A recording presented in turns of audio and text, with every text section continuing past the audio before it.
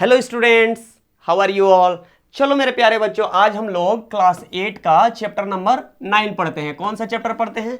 Chapter number 9 पढ़ते हैं। Chapter क्या है? जंतुओं में जनन। जनन का अंग्रेजी होता है रिप्रोडक्शन। ठीक है, तो आज हम लोग इसी के बारे में पढ़ेंगे। क्लास 7 में आप लोग क्या पढ़ चुके थे? क्लास 7 में क्या पढ़े थे बताओ? प्लांट में रिप्रोडक्शन आप लोग पढ़े थे, पौधों में जनन आप लोग पढ़ चुके हैं। इस बार हम लोग क्या पढ़ेंगे? जंतुओं में जनन के बारे में पढ़ेंगे। देखो, वीडियो स्टार्ट करने से पहले दो बात समझ लो। जितना भी मैं वीडियो बना रहा हूं ना, वो वीडियो क्या है, सबसे पहले तो चैप्टर वाइज वीडियो बना होगा, उसके बाद नोट्स मिलेगा और उसके बाद क्वेश्चन आंसर होगा। तो अभी जो वीडियो है ना, इसमें हम लोग लाइन बाय लाइन पढ़ेंगे। ठीक है, सबसे पहले पूरे चैप्टर को अच्छे से समझते हैं मेरे प्यारे बच्चों, इसलिए वीडियो को एकदम अंत तक देखिएगा ना, कहीं भी स्किप नहीं करना है। और लाइक शेयर और कमेंट करना तो बिल्कुल भी नहीं भूलिएगा। चलिए आगे बढ़ते हैं हम लोग और इसको समझने का कोशिश करते हैं कि क्या कहना चाह रहा है। ठीक है, सबसे पहले समझो कि जनन होता क्या है। ठीक है, अपने ही जैसे नए संतान को उत्पन्न करने की जो प्रक्रिया है ना, उसको हम लोग क्या बोलते हैं? जनन बोलते हैं। क्या बोलते हैं? जनन बोलते हैं या रिप्रोडक्शन बोलते हैं। अब आप लोग सोच रहे होंगे कि सर ये रिप्रोडक्शन जो है इतना जरूरी क्यों है? देखो, सबसे पहले समझते हैं। देखो, जितने भी जीव जंतु है ना, उनके भीतर कुछ न कुछ जैविक क्रियाएं चलते रहती है। जैसे हम लोग श्वसन करते हैं, हम लोग भोजन ग्रहण करते हैं, ठीक है, और उसके बाद भी हम लोग क्या करते हैं? मूवमेंट करते हैं। तो इस तरह की दैनिक क्रियाएं प्रत्येक जीवों के द्वारा संपन्न की जाती है। ठीक है, ठीक इसी प्रकार से जो सजीव हैं, उनका एक लक्षण है जिसको हम लोग बोलते हैं जनन। ठीक है, उसको हम लोग बोलते हैं जनन। अब आप सोचेंगे कि सर इतना जनन महत्वपूर्ण क्यों है हमारे जीवन में? कभी कभी क्वेश्चन भी पूछा जाता है आपके बोर्ड एग्जाम में कि वाई रिप्रोडक्शन इज इंपॉर्टेंट। ठीक है, तो इसका महत्व क्या है? देखिए यहां से लिखिएगा। ठीक है, कि जनन का विशेष महत्व है, थोड़ा सा बड़ा कर देते हैं ताकि आपको अच्छे से दिख सके। दिख रहा है मेरे प्यारे बच्चों? देखो, जनन का विशेष महत्व है क्योंकि यह एक जैसे जीवों की पीढ़ी दर पीढ़ी निरंतरता बनाए रखना सुनिश्चित करता है। देखो क्या होता है, जनन वह प्रक्रम है जिसमें क्या होता है कि एक ही जैसे मान लो आम का कोई पेड़ है, तो आम जब जनन करेगा तो आम का फल ही उत्पन्न करेगा, और इसी तरह से दूसरे जीव भी अपने ही जैसे संतान उत्पन्न करते हैं। ठीक है, तो ये क्या होता है? कॉन्टिन्यूटी बचाए रखने के लिए, मतलब किसी भी स्पीसीज के निरंतरता को बचाए रखने के लिए जनन अत्यंत आवश्यक है ना, ताकि उसका निरंतरता पीढ़ी दर पीढ़ी बना रहे। चलो अब आगे हम लोग समझते हैं इसमें क्या बताया गया है। अब आगे हमको पढ़ना है जनन की विधियां। क्या पढ़ना है? जनन की विधियां। देखो, क्लास 7 में आप लोग जो है पढ़े थे जनन के विधि के बारे में। किसमें?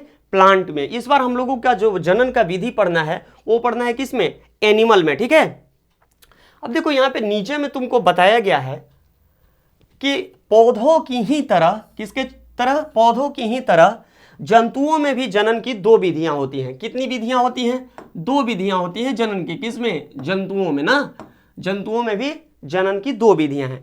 एक विधि को हम लोग कहते हैं लैंगिक जनन। पहले को क्या कहते हैं? लैंगिक जनन। यहां पे दिया गया है, पहले को हम लोग कहेंगे लैंगिक जनन, और दूसरे को क्या बोलते हैं मेरे प्यारे बच्चों? दूसरे को बोलते हैं अलैंगिक जनन। क्लियर है यहां तक? चलो, आप लोग अपने आसपास, आप लोगों के आसपास बहुत सारे क्या होंगे? जानवर होंगे। ठीक है, और उनके शिशु को, मतलब उनके जो छोटे बच्चे हैं, उनको किस नाम से हम लोग पुकारते हैं, उसके बारे में यहाँ पे क्या करना है? लिखना है कि उनके संतान को क्या कहते हैं। तो इस लिस्ट को आप लोग खुद से करेंगे। अब हम लोग समझते हैं सबसे पहले लैंगिक जनन क्या होता है। क्या समझने का कोशिश कर रहे हैं? लैंगिक जनन के बारे में समझने की कोशिश कर रहे हैं ना, लैंगिक जनन क्या होता है। देखो, चलो अब हम लोग समझते हैं लैंगिक जनन के बारे में। किसके बारे में अब हम लोग समझते हैं? लैंगिक जनन के बारे में। देखो इसमें क्या होता है मेरे प्यारे बच्चों। ठीक है, सबसे पहले क्या होता है कि जंतुओं में नर एवं मादा में जो नर है, नर मतलब कहने का तात्पर्य है मेल ना, और मादा कहने का तात्पर्य है फीमेल। नर एवं मादा में विभिन्न जनन भाग अथवा अंग होते हैं। देखो, जो नर हैं उनका जनन भाग अलग होगा और जो मादा है उनका जनन भाग अलग होगा। अभी इसके बारे में हम लोग आगे अभी चर्चा करेंगे, फिगर के द्वारा इसको समझेंगे। पौधों की ही तरह जंतु भी नर एवं मादा युग्मक बनाते हैं। अब देखो, जो नर है वह क्या बनाएगा? नर युग्मक बनाएगा। क्या बनाएगा? नर युग्मक ना, हरी बात समझ में। और जो मादा है वो क्या बनाएगी? वो मादा युग्मक बनाएगी। क्लियर है यहाँ पे?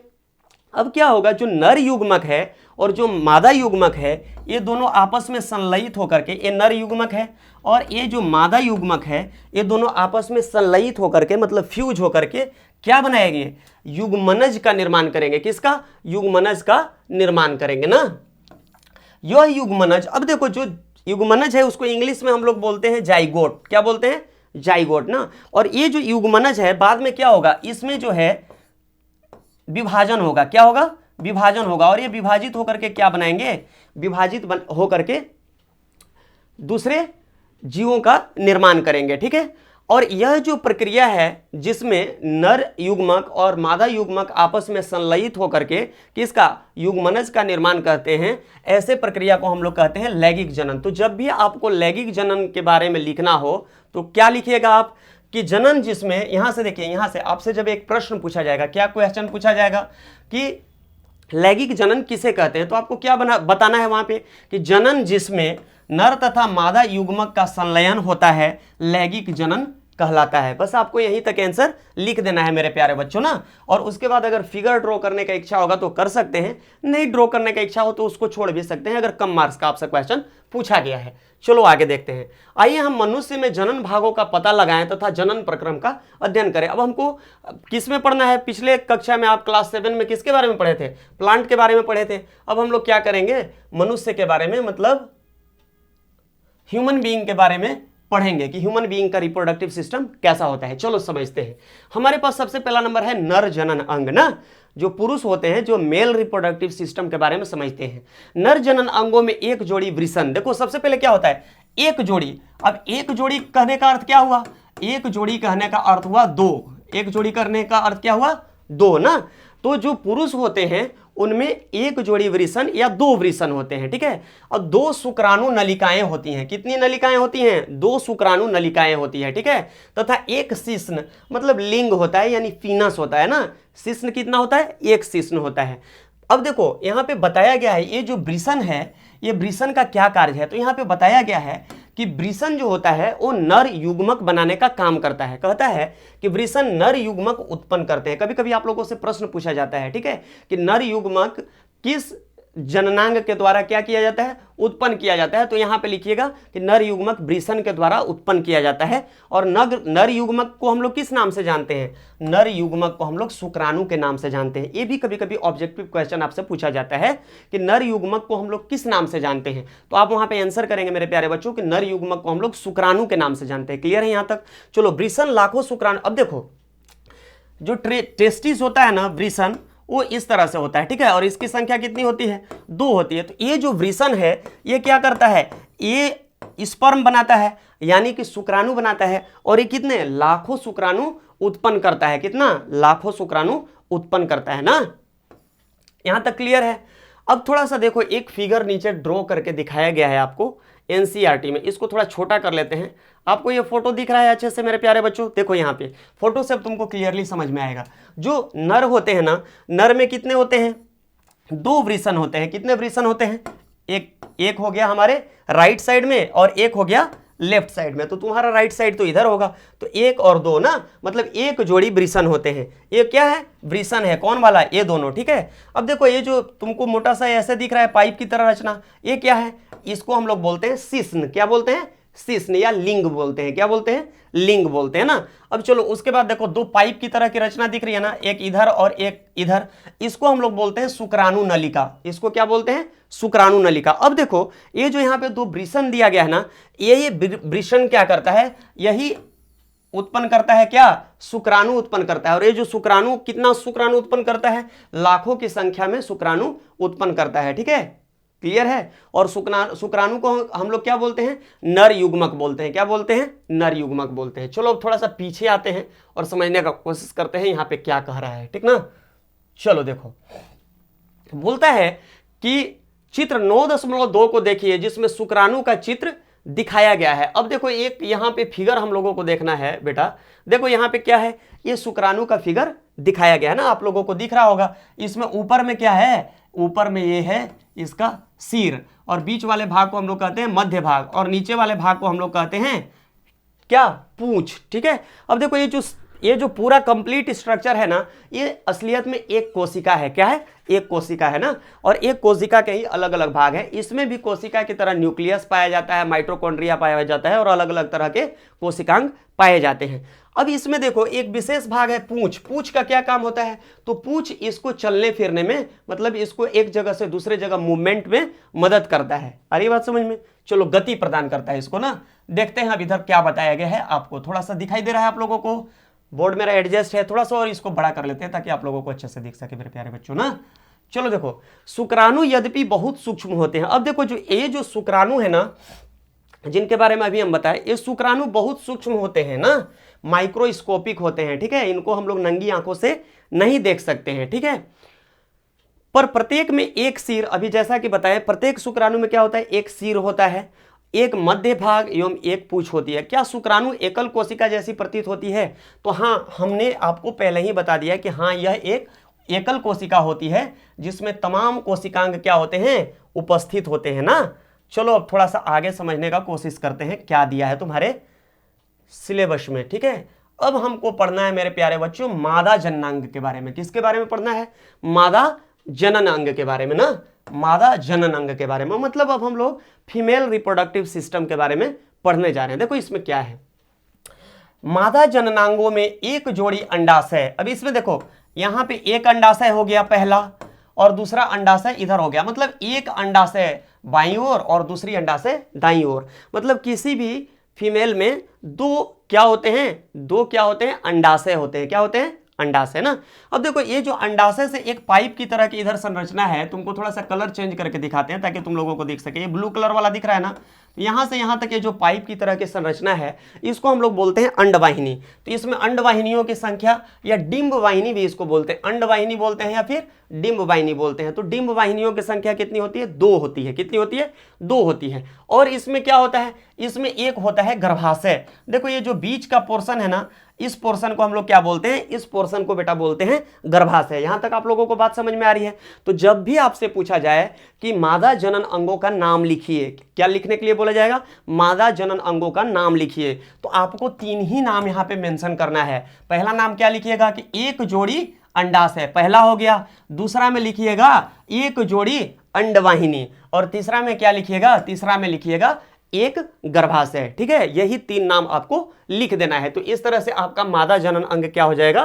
कंप्लीट हो जाएगा। अब चलो इसके बारे में थोड़ा समझते हैं कि क्या कह रहा है आगे ना। देखो आगे बताता है कि मादा युग्मक उत्पन्न करते हैं। मादा क्या उत्पन्न करते हैं? युग्मक उत्पन्न करते हैं ना, युग्मक उत्पन्न करते हैं, जिसे अंडाणु डिंब कहते हैं। और ये जो युग्मक होता है, जो नर के द्वारा जो युग्मक उत्पन्न किया गया था, उसको हम लोग क्या बोले थे? याद करो, शुक्राणु बोले थे। और जो मादा युग्मक उत्पन्न करती है उसे हम लोग क्या बोलते हैं? उसको हम लोग अंडाणु बोलते हैं, और अंडाणु या डिंब भी बोल सकते हैं। अंडाणु या डिंब कहते हैं ना।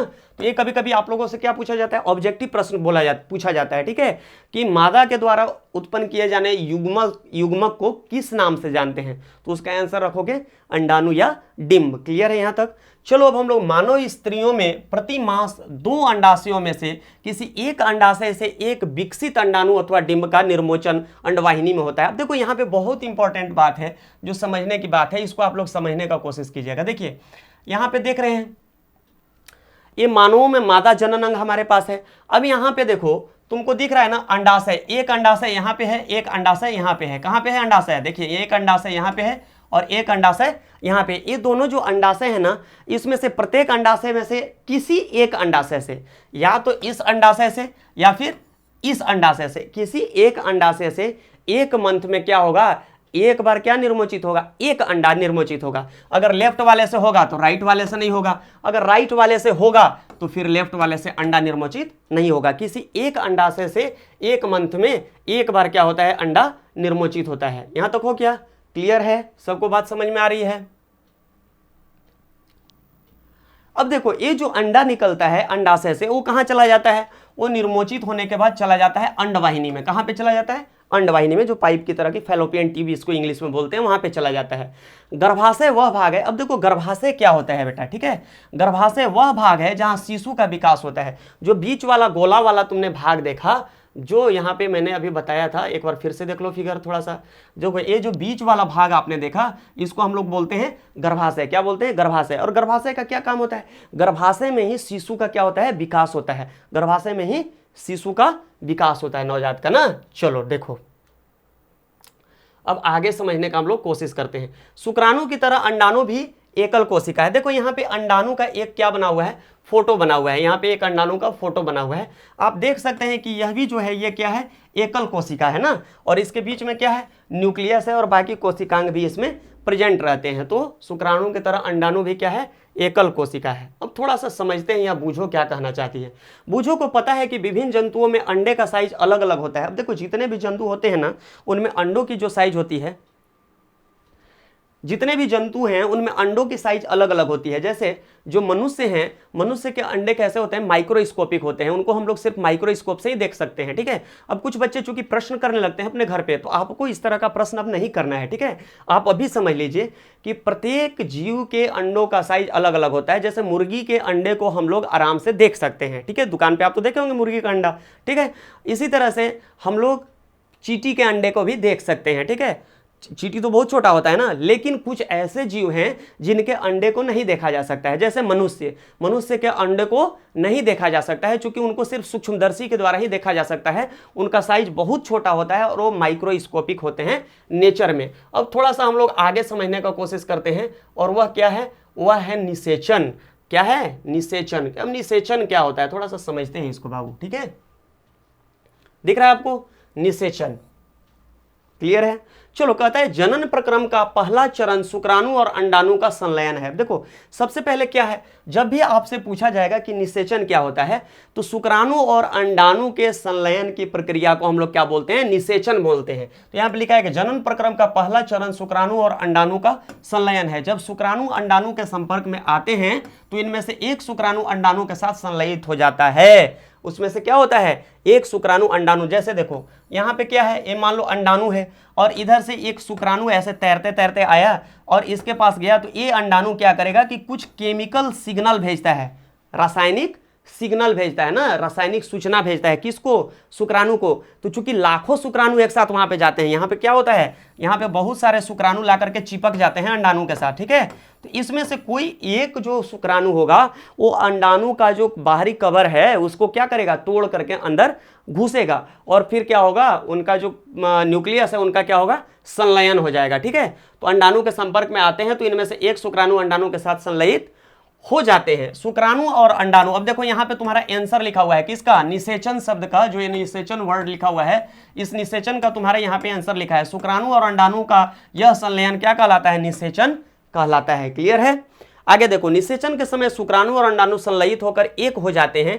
निषेचन के परिणाम स्वरूप युग्मनज का निर्माण होता है। अब देखो जब निषेचन हो गया किसका, ये शुक्राणु का और अंडाणु का, तो क्या बनेगा, क्या बनेगा, युग्मनज बनेगा। क्या बनेगा, युग्मनज। युग्मनज कहने का तात्पर्य है कि जहां पे जो स्पर्म और एग हैं, मतलब कि शुक्राणु और अंडाणु है, उनके अब क्या हो गए, कोशिका आपस में संलयित हो गए, और वहां पे एक के जगह पे दो न्यूक्लियस आ गया युग्मनज में। क्लियर है। एक के जगह पे कितने न्यूक्लियस आ गए, दो न्यूक्लियस आ गए। चलो अब हम लोग आगे देखने की कोशिश करते हैं, समझते हैं क्या दिया हुआ है ना। देखो थोड़ा सा आगे समझते हैं। देखो हमारे पास दो फोटोग्राफ्स हैं, ठीक है, एनसीईआरटी बुक में दिखाई दे रहा है आप लोगों को अच्छे से। थोड़ा हंसते भी रहना है, सोना नहीं है, ठीक है। यहां ध्यान से देखो, अभी अगर सो जाओगे ना तो परीक्षा में भी सोना पड़ेगा। देखो क्या है, यहां पे हमारे पास दिया हुआ है, ये क्या है, अंडाणु है। क्या है, ये जो गोला वाला दिख रहा है ये क्या है, अंडाणु है। और ये जो इसके बीच में दिख रहा है ना, ये क्या है बताओ, केंद्रक है। और इस पे कौन आकर के चिपक रहे हैं, ये भाई साहब, ये जो जनाब हैं, इनका नाम है शुक्राणु। क्या है, ये जो भाई साहब इधर तैरते हुए आए हैं, इनका नाम है शुक्राणु। और इस शुक्राणु में से एक शुक्राणु साहब, चूंकि सबके बीच में झगड़ा हो रहा है, मारपीट, उसमें से एक शुक्राणु इंटर करेगा कहाँ पे, यहाँ पे बीच में आ जाएगा, और यहाँ पे ला करके क्या होगा, इनका संलयन हो जाएगा ना, मिल जाएंगे, आपस में मिल जाएंगे, और मिल करके क्या करेंगे, मिल करके बना देंगे क्या, संलयित केंद्रक ना, मतलब युग्मनज का निर्माण कर देंगे। क्लियर है। यहाँ पे अब आपको यहाँ पे दो केंद्रक दिख रहा होगा, एक केंद्रक और एक दो केंद्रक। क्लियर है ना यहाँ तक मेरे प्यारे बच्चों। चलो अब आगे देखते हैं। तो ये दोनों फिगर भी आप याद रखिएगा, हो सकता है आपको एग्जाम के समय इसको बनाने की आवश्यकता पड़ जाए। क्या आपको जानकारी है कि एक युग्मनज नए व्यष्टि का प्रारंभ है। अब देखो जो युग्मनज होता है ना, इसी युग्मनज से क्या होता है, किसी भी जीव, जो हमारे जैसे लंबे चौड़े जीव जो है ना, ये भी एक ही युग्मनज से उत्पन्न हुए हैं, ठीक है। और हाथी जैसा लंबा जीव भी एक ही युग्मनज से, मतलब एक सेल से ही पैदा हुआ है। इसलिए एनसीईआरटी के कभी कभी पूछा जाता है, चैप्टर नंबर 8 में, जो सेल चैप्टर आप लोग पढ़े होंगे, उसमें कभी कभी एक क्वेश्चन पूछा जाता है कि आप जो है एक टिप्पणी लिखिए कि किसी भी जीव की उत्पत्ति या निर्माण एक ही कोशिका के द्वारा होता है। ठीक है, तो इस बात से आप समझ गए होंगे कि संलयन के बाद क्या होता है, वहां पे एक ही कोशिका होता है और वो कोशिका फिर क्या होता है, उसमें विभाजन के द्वारा वो पूरे जीव का निर्माण करता है। निषेचन के प्रक्रम में स्त्री मां के अंडाणु और नर पिता के शुक्राणु का संयोजन होता है, अतः नई संतति में कुछ लक्षण। अब देखो यहाँ पे दो इंपॉर्टेंट बात बहुत है ना, क्या है, जो अंडा है, एग है, इसमें कौन ला करके चिपक रहा है, इसमें चिपक रहा है स्पर्म। तो एक आया है मां के पास से, एक अंडाणु कहां से प्राप्त हुआ है, मां के पास से, और जो शुक्राणु है वो कहां से आया है, वो पिता के पास से। किसके पास से आया है, पिता के पास से। तो मां का कुछ कैरेक्टर और कुछ पिता का कैरेक्टर, ये दोनों मिल जाते हैं और कहां पे जाते हैं, संतति में, बच्चों के पास। इसलिए जो भी जीव होता है ना, उसमें कुछ गुण उसके माता से मिलते हैं और कुछ गुण किससे मिलते हैं, पिता साइड के लोगों से मिलते हैं या पिता से मिलते हैं। क्लियर है यहां तक? चलो आगे देखते हैं। आगे बताया गया है कि आपने भाई अथवा बहन को देखिए, आप लोग देख सकते हैं आपके अगल बगल में भी ऐसा होता है। कुछ बच्चों का आप लोग एग्जाम्पल ले सकते हैं या अपने क्लासमेट्स को देखिएगा और फिर उनके पेरेंट्स को देखिएगा। उनका जो कैरेक्टर होगा ना, उनका जो गुण होगा, उनके पिता से या माता से किसी एक से, या पिता साइड के किसी व्यक्ति से या माता साइड के किसी व्यक्ति से या स्त्री से मिलता जुलता होगा। यहाँ तक क्लियर है? अब चलो आगे देखो क्या बताया गया है तुमको ना, थोड़ा सा इसको समझते हैं। कहता है कि वह निषेचन जो मादा के शरीर के अंदर हो। अब निषेचन कितने प्रकार का होता है? ठीक है, देखो निषेचन दो प्रकार का होता है, एक आंतरिक निषेचन, एक को हम लोग बोलते हैं आंतरिक निषेचन और एक को बोलते हैं बाह्य निषेचन। आंतरिक कहने का तात्पर्य है कि जो माता के शरीर के भीतर हो, मतलब गर्भाशय में हो। ठीक है, और एक कहाँ पे हो, जो माता के शरीर के बाहर हो ना, कहाँ पे हो, माता के। अब देखो मैं यहाँ पे जो टर्म यूज कर रहा हूँ, अभी इसको टेक्निकल मत लेके चलना, अभी मैं बताने का सिर्फ कोशिश कर रहा हूँ। कुछ बच्चे क्या करते हैं, एक बात को पकड़ लेते हैं, कमेंट करते रहते हैं ना।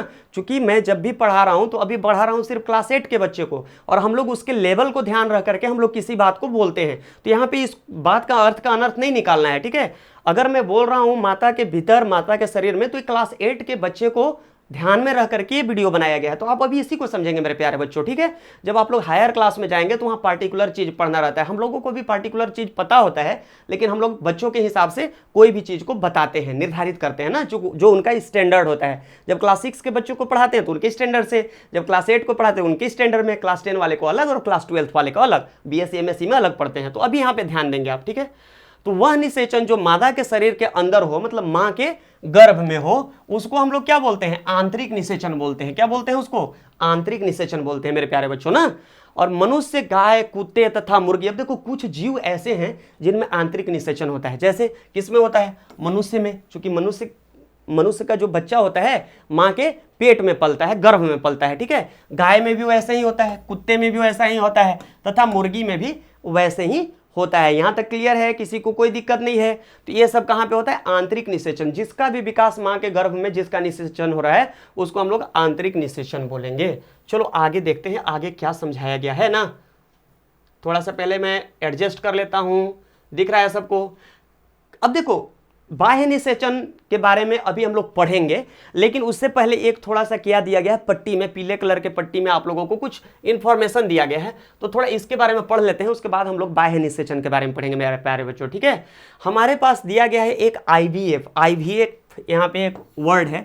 इंग्लिश वाले में तो बहुत अच्छे से लिखा रहता है, थोड़ा हिंदी वाले किताब में थोड़ा समझने में दिक्कत होता है। तो इसको इन विट्रो फर्टिलाइजेशन बोला जाता है। इंग्लिश में क्या बोलते हैं, इन विट्रो फर्टिलाइजेशन। लेकिन हिंदी में क्या बोलते होंगे, इसको हिंदी में बोलते हैं परख नली शिशु। क्या बोलते हैं, परख नली शिशु बोलते हैं। अब परख नली कहने का क्या तात्पर्य है, आप लोग सोच रहे होंगे।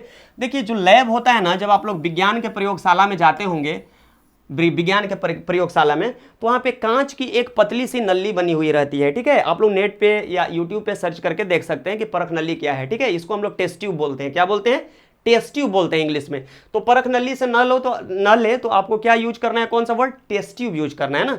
ये है परख नली। और परख नली में क्या लेते हैं हम लोग, कोशिका लेते हैं, और इसी कोशिका का फिर क्या करते हैं, अंडे के साथ संलयन कराते हैं। तो इसी की बात चल रही है, थोड़ा सा इसको समझने का कोशिश करते हैं क्या है। ठीक है, देखो कहता है कि बूझो और पहेली के अध्यापक ने एक बार कक्षा में बताया कि कुछ स्त्रियों की अंडवाहिनी अवरुद्ध होती हैं। अब देखो कुछ स्त्रियां ऐसी होती हैं ना, हम बताए थे ना कि स्त्रियों में कितनी अंडवाहिनियां होती हैं, 2 अंडवाहिनियां होती हैं, एक लेफ्ट साइड और एक राइट साइड। तो कभी कभी क्या होता है कि प्रकृति के द्वारा उनकी अंडवाहिनियां क्या होती है, प्राकृतिक रूप से अवरोधित होती हैं या बाधित होती हैं। तो जब उनके क्या होता है, अंडाणु बनते हैं, तो अंडाणु क्या होता है, फैलोपियन ट्यूब से, मतलब वो जो अंडवाहिनी है उसे उसमें नहीं आती है, ठीक है। तो उस कंडीशन में उनके अंडे का निषेचन नहीं हो पाता है और वो गर्भवती नहीं हो पाती है। तो ऐसी ऐसी जो महिलाएं होती हैं उनको समाज में बड़े नीचे दृष्टिकोण से देखा जाने लगता है, ठीक है। तो ऐसे कंडीशन में हमारे जो साइंटिस्ट हैं एक प्रक्रिया खोजे जिसको हम लोग बोलते हैं परखनली शिशु। और यह स्त्रियों के लिए, वैसे स्त्रियों के लिए क्या है, वरदान है ना, वैसे स्त्रियों के लिए यह प्रक्रिया वरदान है। आओ मेरे प्यारे बच्चों इसके बारे में समझते हैं क्या होता है इस प्रक्रिया में, ठीक है। तो कहता है कि कुछ स्त्रियों की अंडवाहिनी अवरुद्ध होती है। कैसी होती है, अवरुद्ध मतलब बंद होती है, क्लोज्ड होती है। ऐसी स्त्रियां शिशु उत्पन्न करने में असमर्थ होती हैं क्योंकि निषेचन के लिए शुक्राणु मार्ग अवरुद्ध होने के कारण अंडाणु तक नहीं पहुंच पाते। ये हम आपको पहले ही समझा दिए हैं। ऐसी स्थिति में डॉक्टर चिकित्सक ताजा अंडाणु एवं शुक्राणु एकत्र करके, अब देखो ऐसी स्थिति में क्या करते हैं कि जो जिस महिला को गर्भ धारण करना है, मतलब जिसको गर्भवती होना है, तो उसका जब पीरियोडिक टेबल आता है, ठीक है, मेंस्ट्रुअल साइकिल जब शुरू होता है, तो उस समय जब अंडे का निर्मोचन होता है तो उसके शरीर से उस अंडे को क्या करते हैं, कलेक्ट कर लेते हैं डॉक्टर्स, ठीक है। और उस अंडे को कलेक्ट करके किसमें, परख नली में ले लेते हैं। और वहां पे कल्चर मीडियम होता है, मतलब पहले से एक घोल तैयार करके रखा जाता है जिसमें क्या करते हैं, इस अंडे को रख दिया जाता है, कलेक्ट कर लिया जाता है। अब आगे क्या करते हैं, अब पुरुष का शुक्राणु लेकर के, जो उसका हस्बैंड होता है उसका शुक्राणु लेकर के, और यहाँ पे क्या करते हैं, इसको हम लोग निषेचित करवाते हैं आर्टिफिशियल मीडियम में, ठीक है। मतलब प्राकृतिक निषेचक में नहीं बल्कि अपने द्वारा तैयार किए गए लैब में इसको हम लोग क्या करते हैं, निषेचित करवाते हैं। क्लियर है। अब देखो इसमें क्या होगा ना, तो जब निषेचन हो जाएगा तो निषेचन के उपरांत क्या करते हैं कि जब इसमें परख नली में इसका क्या हो गया, निषेचन हो गया, तो यह युग्मनज का निर्माण करते है। और इस युग्मनज को क्या करते हैं, फिर वह जो स्त्री है उसी के गर्भाशय में इसको प्रत्यारोपित कर देते हैं। क्लियर है। और फिर वो जैसे नॉर्मल प्रक्रिया चलता है गर्भ धारण करने का, उसी तरह से वह स्त्री क्या होती है, गर्भवती होती है, ठीक है। तो ये जो पूरा प्रक्रिया है इसको हम लोग कहते हैं IVF। इसको किस नाम से जानते हैं, इसको हम लोग जानते हैं इन विट्रो फर्टिलाइजेशन के नाम से, ठीक है।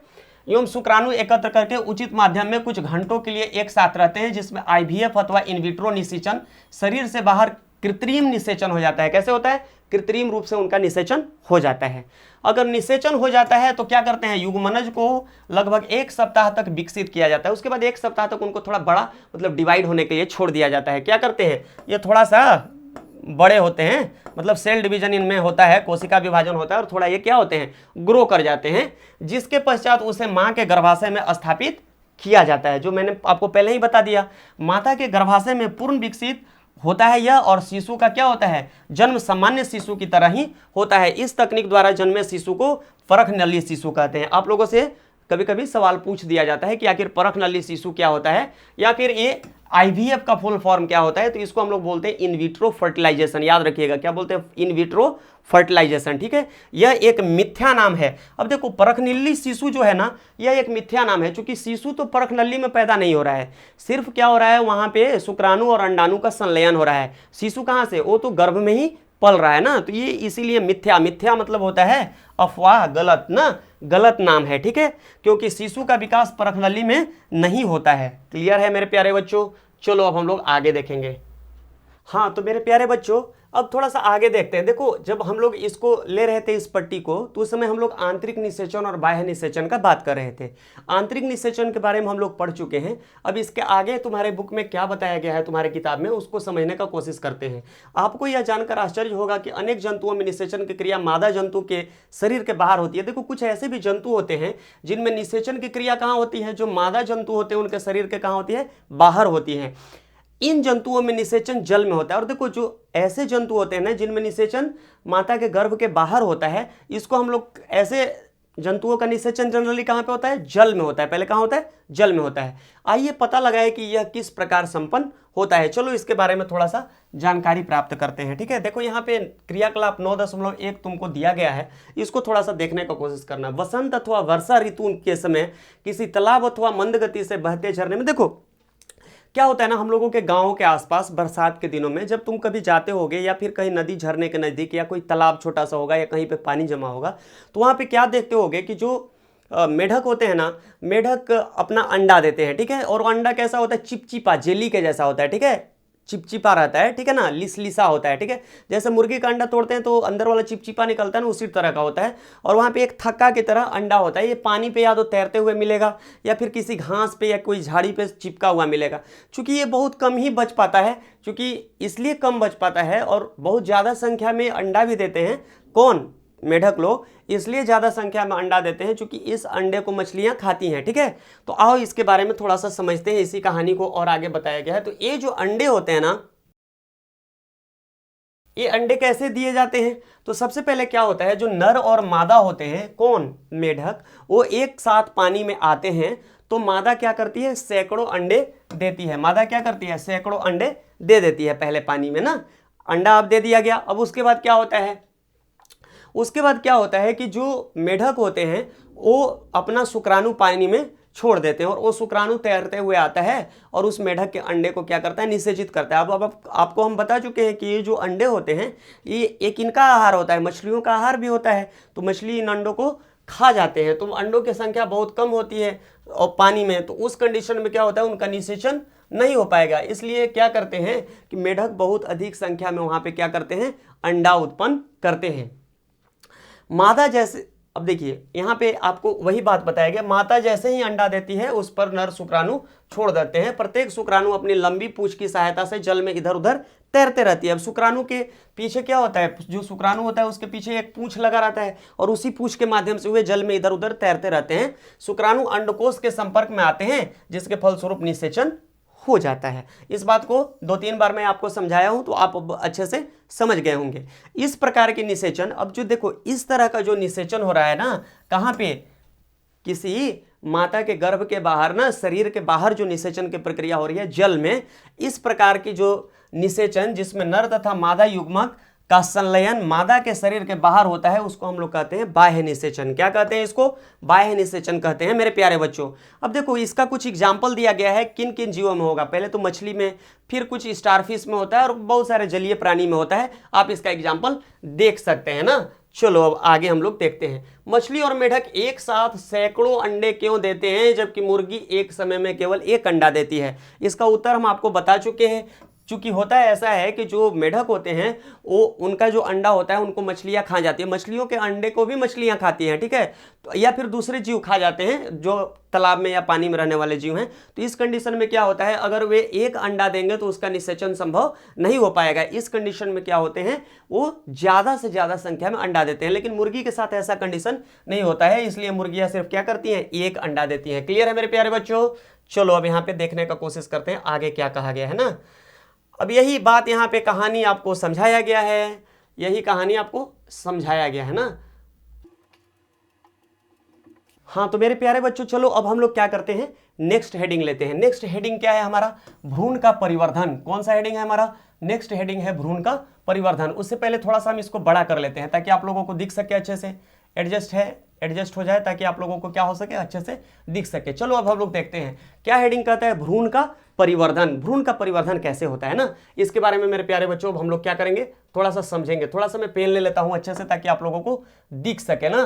थोड़ा इसका साइज में छोटा कर लेता हूं, दिख रहा है अब आप लोगों को अच्छे से। चलो देखो क्या होता है, जब निषेचन हो जाता है, मतलब जो अंडाणु है और शुक्राणु है जब उनका संलयन हो जाता है तो उस प्रक्रिया को हम लोग क्या कहते हैं, निषेचन बोलते हैं। और निषेचन के परिणाम स्वरूप जो युग्मनज बनते हैं, क्या बनते हैं, युग्मनज बनते हैं। यहाँ तक क्लियर है, किसी को कोई डाउट नहीं है। चलो आगे देखते हैं, जो विकसित होकर के भ्रूण में परिवर्तित हो जाते हैं। और ये जो युग्मनज हैं ये विकसित होकर के किस चीज में परिवर्तित हो जाते हैं, भ्रूण में परिवर्तित हो जाते हैं। अभी फोटोग्राफ से, फिगर से भी हम लोग इस बात को समझेंगे, पहले आप सुन लीजिए।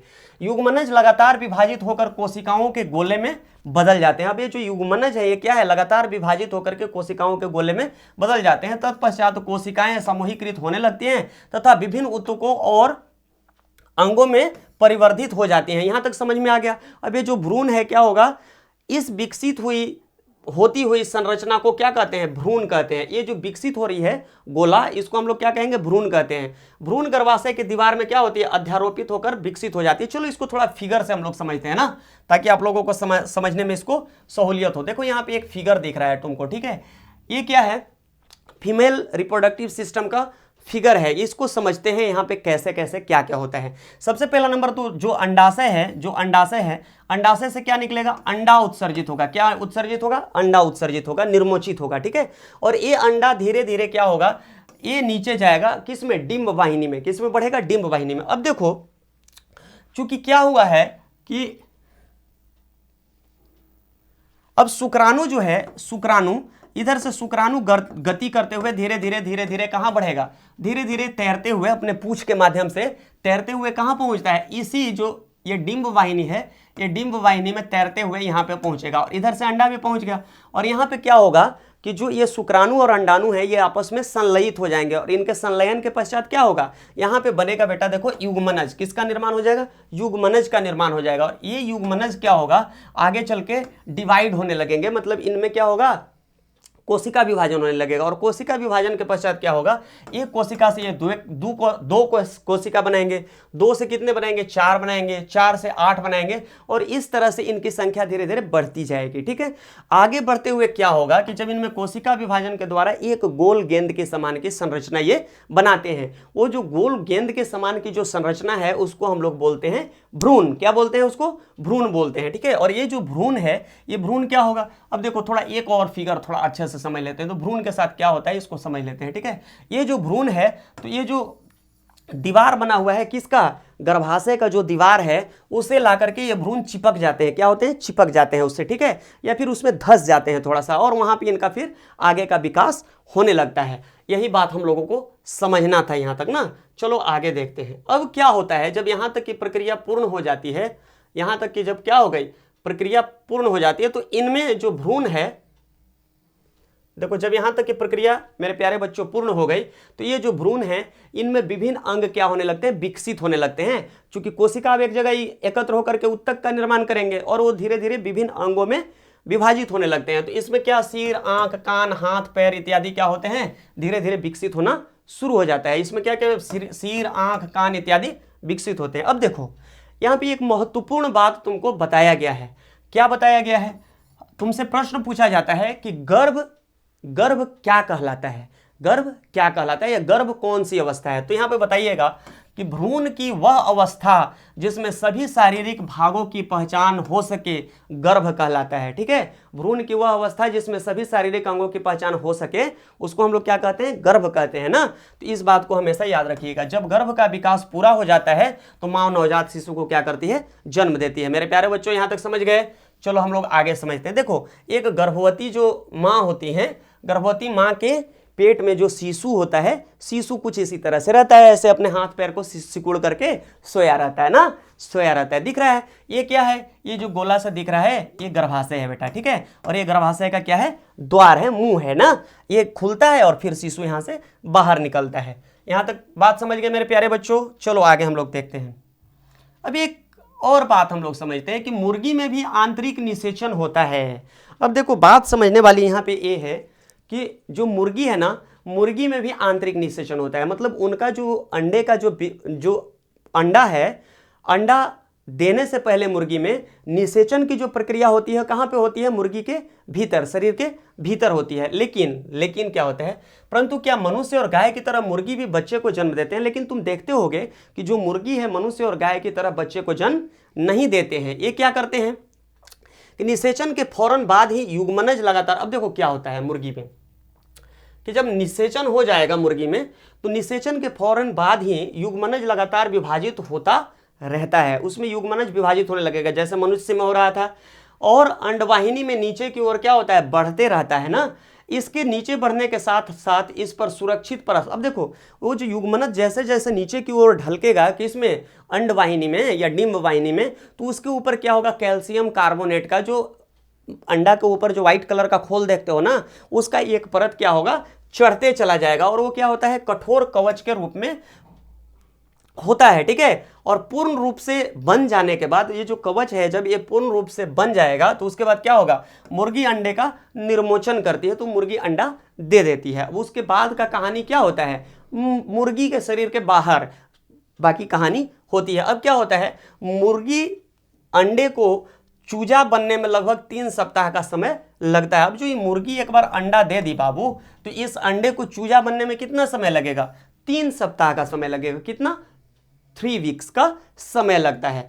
आपने मुर्गी को उस्मायन के लिए अंडों पर बैठे देखा होगा। अब देखो मुर्गी एक और काम करती है, ये जो भी चिड़ियां है ना वो काम करती है क्या, अंडा जब दे देती हैं तो अंडा एक खास टेम्परेचर पे ही विकसित होता है। मतलब जब उसको खास प्रकार की उष्मा मिलेगी तभी वो विकसित होगा। तो उसको उष्मा देने के लिए मुर्गी क्या करती है, अंडे पे बैठ करके उसको क्या करती है, सेते रहती है ना, सेने का काम करती है, उस पर बैठती है। ठीक है, क्या आप जानते हैं कि अंडे के अंदर चूजों का विकास इस अवधि में ही होता है और धीरे धीरे उस अंडे के भीतर क्या होता है, चूजा बड़े होते हैं और बाद में कवच के प्रस्फुटन के बाद कवच को तोड़ करके चूजा क्या होते हैं, उस कवच से आ जाते हैं बाहर और चू चू करने लगते हैं बाहर निकल के, मेरे प्यारे बच्चों की तरह। ठीक है, चलो थोड़ा समझते हैं आगे क्या कहता है। तो यहां तक बात समझ गए। तो बाह्य निषेचन वाले जंतुओं में भ्रूण का विकास मादा के शरीर के बाहर ही होता है ना। अब जो आंतरिक निषेचन वाले हैं उनमें तो समझ गए कि मादा के अंतर शरीर में उनका विकास होगा, लेकिन जो बाह्य निषेचन होता है उसमें जो लार्वा बनते हैं या जो जीव हैं उनका विकास कहाँ होगा, मादा के शरीर के बाहर ही वे विकसित होते हैं। ठीक है, भ्रूण अंडावरण के अंदर विकसित होता रहता है भ्रूण का विकास पूर्ण होने पर, और जब भ्रूण का विकास क्या हो जाएगा, पूर्ण हो जाएगा, तो अंडजोत्पत्ति होती है। क्या होती है, मतलब वो अंडज पिंड से बाहर आ जाते हैं तोड़ करके कवच को। आपने तालाब अथवा झरने में मेढक के अनेक टैडपोल तैरते हुए देखे होंगे। टैडपोल जो मेढक होता है ना, मेढक का जब अंडा टूटता है और जब उसके क्या टैडपोल बाहर आते हैं तो उसको तुम लोग देखे होगे, उसको हम लोग बेंग मछली बोलते हैं गांव में। कौन सा मछली बोलते हैं, बेंग मछली। पहले क्या होता था, जब हम लोग छोटे थे, बच्चे थे, तो क्या होता था, तालाब के किनारे या बरसात के दिनों में जहाँ पे पानी झरना जैसा गिरते रहता था गांव में, तो वहाँ पे हम लोग चले जाते और हम लोग उसी बेंग के टहडपोल को उठा के ला करके कुआं में डालते थे। हम लोगों को बड़ी लगता था कि हम लोग तो मछली पकड़ के ला रहे हैं कुआं में पालने के लिए, लेकिन वो रहता था असलियत में मेढक। क्या रहता था, मेढक, और उसको गांव में हम लोग बोलते थे बेंग मछली ना। और उस मेढक को जब हम लोग कुआं में डाल देते तो धीरे धीरे विकसित होता था और विकसित होकर क्या बनता था, मेढक बन जाता था मछली के बजाय। तुम लोग ऐसा मत करना, ठीक है, इसलिए तुम लोगों को ये पढ़ाया जा रहा है। चलो आगे देखते हैं क्या है। आगे है जरायुज एवं अंड प्रजक जंतु। यहां पे देखो दो बहुत ही इंपॉर्टेंट टर्म तुमको दिया गया है। पहले को हम लोग कहते हैं जरायुज और दूसरे को अंड प्रजक जंतु। ठीक है, जरायुज कहने का तात्पर्य वैसे जीव से हैं, वैसे जीव जो क्या करते हैं, शिशु को, पूर्ण विकसित शिशु को जन्म देते हैं, उनको हम लोग कहते हैं जरायुज जंतु। उनको हम लोग क्या कहते हैं, जरायुज जंतु कहते हैं। और वैसे जंतु जो अंडा देते हैं, क्या देते हैं, अंडा देते हैं, उनको अंड प्रजक जंतु कहते हैं। यहां तक क्लियर है, किसी को कोई डाउट नहीं होना चाहिए मेरे प्यारे बच्चों। ठीक है, अब चलो मेढक, छिपकली, तितली वगैरह क्या है, अंडा देते हैं, तो इसको हम लोग अंड प्रजक जंतु कहेंगे। और मनुष्य, गाय, भैंस, बैल तो बच्चा देता नहीं है, तो गाय, भैंस, ये सब क्या है, ये सब जरायुज हैं। क्या है, शिशु से वयस्क होने की अब जो प्रक्रिया है उसके बारे में थोड़ा जानते हैं। नवजात जन्मे प्राणी अथवा अंडे के प्रस्फुटन से निकले प्राणी तब तक वृद्धि करते रहते हैं जब तक वे पूर्ण विकसित नहीं हो जाते हैं या फिर वयस्क नहीं हो जाते हैं। यहां तक क्लियर है। कुछ जंतुओं में नवजात जंतु वयस्कता से बिल्कुल अलग दिखाई पड़ते हैं। अब देखो कुछ ऐसे जीव होते हैं ना, जैसे देखो मनुष्य का जो बच्चा होता है, मतलब आदमी का जो बच्चा होता है एकदम आदमी की तरह दिखता है कि नहीं, और जो गाय का जो बच्चा होता है, बछड़ा जो होता है एकदम गाय की तरह दिखता है ना। लेकिन तुम देखे होगे कि जो मेढक है, मेढक जैसे कुछ जीव हैं, उनमें क्या होता है, उनका जो बच्चा होता है ना, वो बच्चा कैसा दिखता है, उनसे बिल्कुल भिन्न दिखता है। जैसे देखो यहाँ पे एक मेढक का तुमको चित्र दिख रहा होगा, ये है हमारा वयस्क मेढक। ठीक है, ये क्या किया, सबसे पहले अंडा दिया, अंडा देने के बाद क्या हुआ, टैडपोल निकला। अब देखो टैडपोल बिल्कुल ये वयस्क मेढक से क्या है, अलग दिख रहा है। अब इसके बाद जो आरंभिक टैडपोल है और जो बाद का टैडपोल है, इसमें क्या है, पहले तो आरंभिक वाले में सिर्फ पूंछ रहता है, तो हम लोग सोचते हैं मछली का अंडा है, मछली वाला बच्चा है। ठीक है, लेकिन बाद में क्या होता है, इसका दोनों तरफ हाथ भी निकल जाता है। तो जब हाथ निकल गया तो अब हम क्या दिखने लगा, ये बाद का टैडपोल हो गया। और ये भी जो है पूर्ण, मतलब जो वयस्क मेढक है उससे पूरा अलग है। तो इस तरह की जो प्रक्रिया होती है जिसमें क्या होता है, जो अंडे होते हैं, मतलब जो जीव होते हैं, उनका जो विकास होता है वह पूर्ण वयस्क जीव की तरह नहीं दिखता है। ठीक है, तो इस तरह के जीवन चक्र को जहां उनके जीवन में जो बच्चे से उनके वयस्क होने तक की प्रक्रिया में उनका शरीर का आकार अलग अलग तरह का दिखता है, उसको हम लोग क्या बोलते हैं, उसको हम लोग एक खास वर्ड से जानते हैं, और उस खास वर्ड का नाम है रूपांतरण या कायांतरण। उसको हम लोग क्या कहते हैं, रूपांतरण या कायांतरण। देखो कहता है कि टैडपोल रूपांतरित होकर के वयस्क में बदल जाते हैं, जो छलांग लगा सकते हैं और तैर सकते हैं। कुछ विशेष परिवर्तनों के साथ टैडपोल का वयस्क में रूपांतरण कायांतरण कहलाता है। कायांतरण को हम लोग इंग्लिश में बोलते हैं मेटामॉर्फोसिस। देखो जो टैडपोल था वह कुछ परिवर्तन के बाद किसमें, वयस्क में बदल गया। तो इस तरह का जो जीवन चक्र चलता है, जिसमें जो नवजात होते हैं उनका शरीर वयस्क से बिल्कुल भिन्न होता है और धीरे धीरे वह परिवर्तित होकर के क्या हो जाता है, वयस्क के जैसा दिखने लगता है। तो इस तरह की जो घटना है इसको हम लोग कायांतरण कहते हैं। क्या कहते हैं, कायांतरण, रूपांतरण। तो यहाँ पे इसके लिए वर्ड आप लोग याद रखिएगा, कायांतरण, और इसको हम लोग इंग्लिश में बोलते हैं मेटामॉर्फोसिस। क्या बोलते हैं बेटा, मेटामॉर्फोसिस बोलते हैं। जैसे हम बड़े होते हैं हमारे शरीर में किस प्रकार के परिवर्तन दिखते हैं, इसके बारे में अभी हम लोग आगे के क्लास में बहुत अधिक चर्चा करेंगे। चलो अब हमारे पास एक नेक्स्ट टर्म है, दैट इज अलैंगिक जनन। हाँ तो मेरे प्यारे बच्चों, चलो अब हम लोग अलैंगिक जनन के बारे में पढ़ते हैं। किसके बारे में अब हम लोग पढ़ेंगे, अलैंगिक जनन के बारे में पढ़ेंगे। देखो जितने भी बड़े जीव थे ना, जैसे हाथी, घोड़ा, बिल्ली, कुत्ता, मनुष्य, इसके प्रजनन करने के तरीकों के बारे में तो हम लोग अध्ययन कर चुके हैं। अब हम लोग कुछ वैसे जीवों के बारे में अध्ययन करेंगे जो माइक्रोस्कोपिक होते हैं, जिनको हम लोग नंगी आंखों से नहीं देख सकते हैं। जैसे आपके पास देखिए एक हाइड्रा का चित्र है। हाइड्रा के शरीर पे आप एक प्रवर्ध को देख सकते हैं, एक उभार को देख सकते हैं। यहाँ पे भी आपको एक उभार दिख रहा होगा, यहाँ पे भी एक उभार दिख रहा होगा। ये जो उभार है या संरचना है उभरी हुई, इसको हम लोग क्या कहते हैं, इसको हम लोग बोलते हैं मुकुल।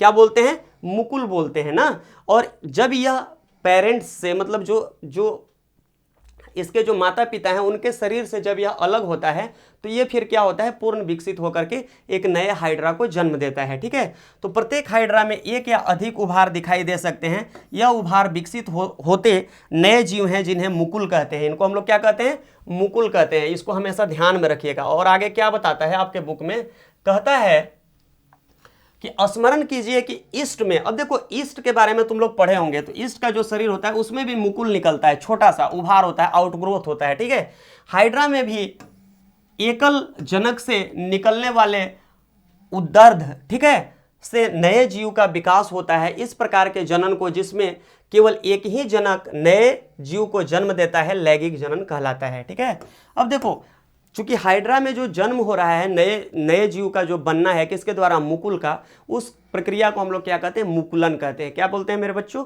मुकुलन बोलते हैं ना। अब थोड़ा सा समझ लेते हैं। यहाँ पे देखो अलैंगिक जनन का परिभाषा दिया गया है, उसको समझते हैं। केवल एक ही जनक, क्या कहता है, केवल एक ही जनक ना नए जीव को जन्म देता है, तो इसे हम लोग क्या कहते हैं, अलैंगिक जनन कहते हैं। क्लियर है। चलो आगे देखो, हाइड्रा में मुकुल से नया जीव विकसित होता है। हाइड्रा जो है, यहां से समझो, यहां से क्या दिया गया है, तुम्हारा आंसर दिया गया है हाइड्रा वाले क्वेश्चन को। अब तुमसे कभी कभी क्वेश्चन एक पूछ लेता है कि मुकुलन किसे कहते हैं। क्या पूछ रहा है, मुकुलन किसे कहते हैं। तो हाइड्रा में मुकुल से नया जीव विकसित होता है, मुकुल के द्वारा कौन सा नया जीव विकसित होता है, इसलिए इस प्रकार के जनन को हम लोग क्या कहते हैं, मुकुलन कहते हैं मेरे बच्चों, मुकुलन कहते हैं ना। इसको हमेशा ध्यान में रखना है। चलो आगे देखते हैं।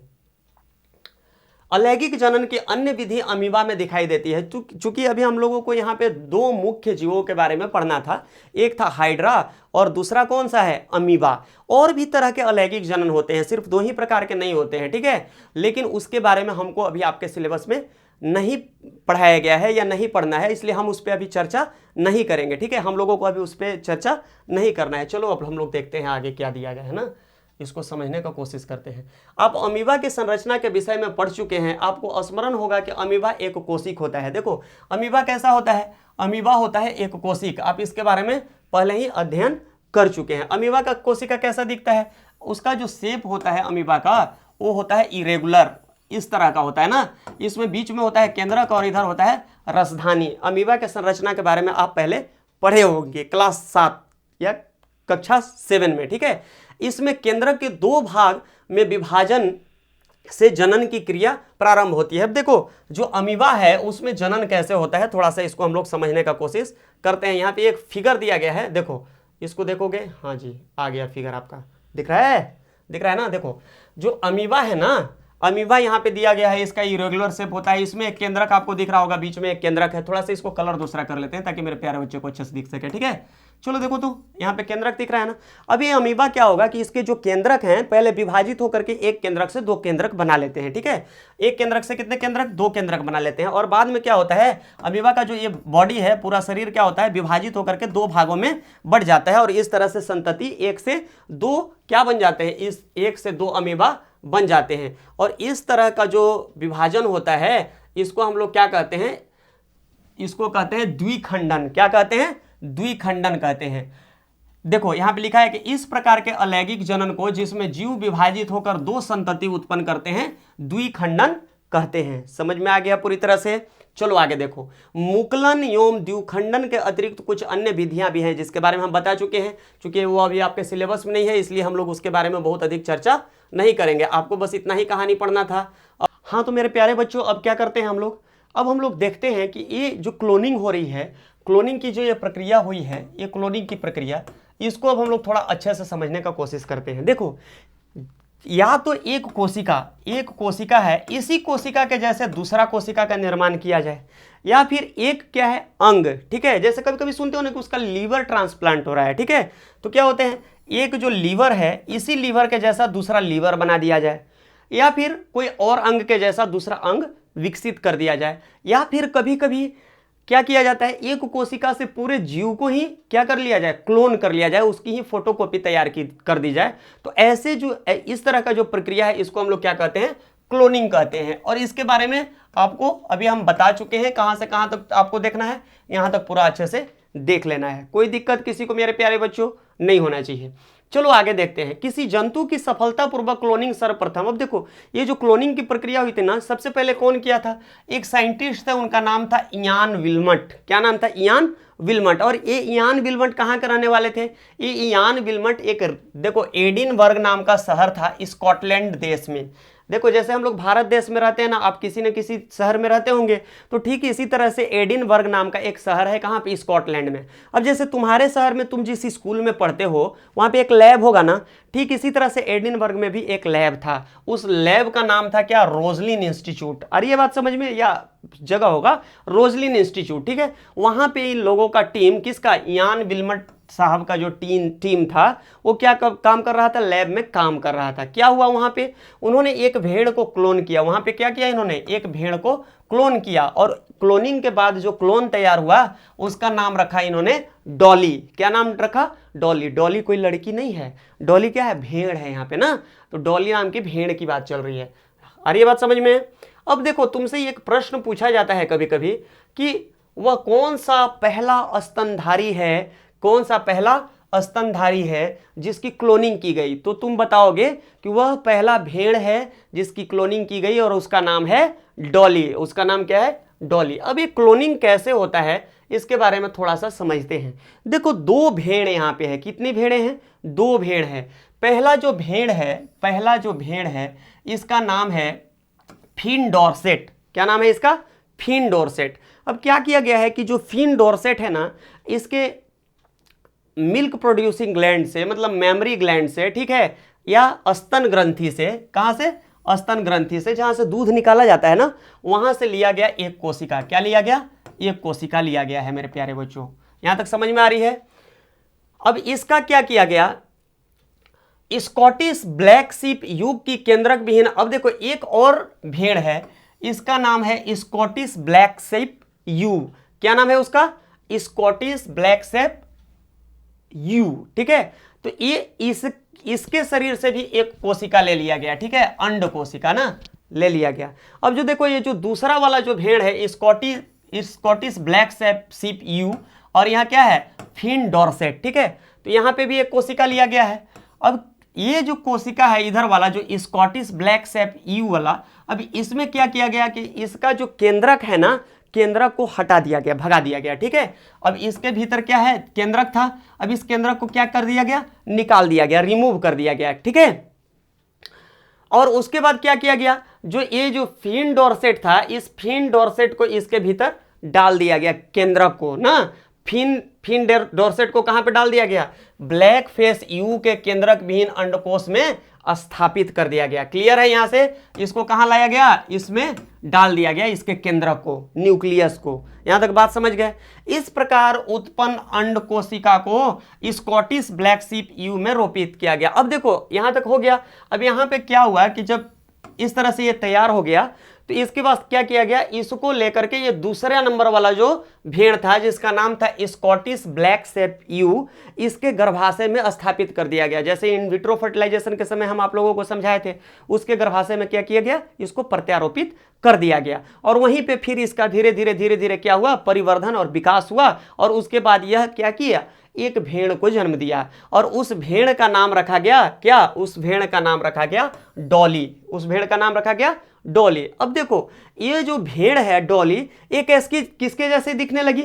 ये जो डॉली थी ये पहले वाले मतलब जो पहले वाली जो भेड़ थी, मतलब फिन डॉर्सेट, एकदम उसी के जैसे दिख रही थी। क्यों? क्योंकि जो दूसरा वाला भेड़ था ना, कौन सा, स्कॉटिश ब्लैक फेस ईव, इसका हम लोग क्या किए थे, न्यूक्लियस को कर दिए थे रिमूव, हटा दिए थे। तो जब न्यूक्लियस के भीतर ही गुणसूत्र पाया जाता है, गुणसूत्र क्या करता है, इंफॉर्मेशन को पेरेंट से ऑफस्प्रिंग में, मतलब पिता से संतति में लेके जाता है। तो दूसरा वाला में तो अब गुणसूत्र था नहीं, तो इसका कैरेक्टर नहीं आया। कैरेक्टर किसका आया, सिर्फ इसका, किसका, फिन डॉर्सेट का। इसलिए फिन डॉर्सेट के जैसा बिल्कुल दिख रही थी, कौन, डॉली ना। परंतु डॉली फिन डॉर्सेट भेड़ के समरूप थी जिससे केंद्रक लिया गया था। यही बात तुमको यहाँ पे समझाया गया है मेरे प्यारे बच्चों। क्लियर है? यहाँ पे अब क्या होता है, ये जो डॉली फिन डॉर्सेट भेड़ थी ना, ये बिल्कुल स्वस्थ थी और इसने बहुत सारे बच्चों को जन्म दिया। बाद में ये दुर्भाग्यवश क्या हुआ कि इसको एक फेफड़ा का रोग हो गया और ये 14 फरवरी 2003 को क्या हुआ, इसका देहांत हो गया, मृत्यु हो गई ना डॉली की।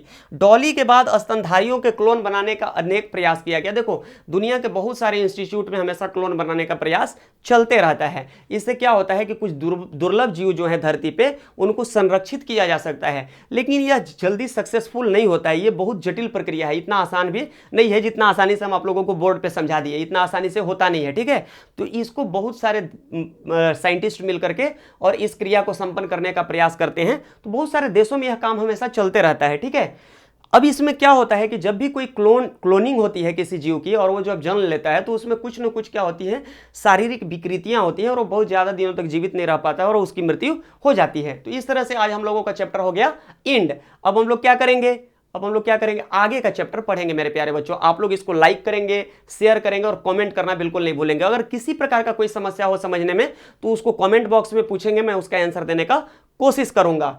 क्लियर है? Thank you.